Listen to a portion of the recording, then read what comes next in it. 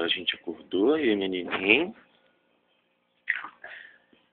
Ela tá tomando um mamazinho. A gente tá passando uma manhã bem legal. Né, Bibi? Tá gostoso o mamazinho? Balança a cabeça se tiver. Tá bom? Uhum. Deve tá bom, não consigo nem falar, né?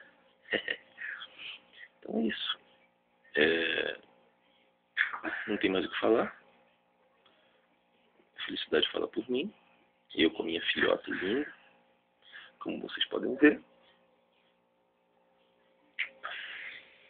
Galera.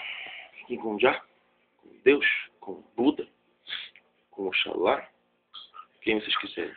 Enquanto que seja alguém do bem, eu vou ficar com meu Deus. Vocês fiquem com os de vocês. Beijão. Tomou tudo já. Começou a tomar agora. Acabou essa sapequinha. Tava gostoso? Hã? Claro? Manda um beijo aqui então pro celular.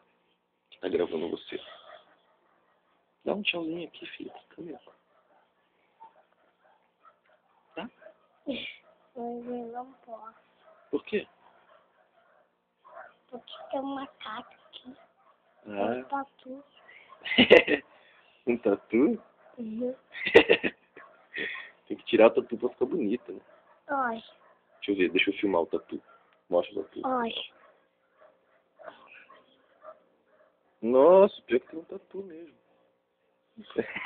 É um tatu amarelo.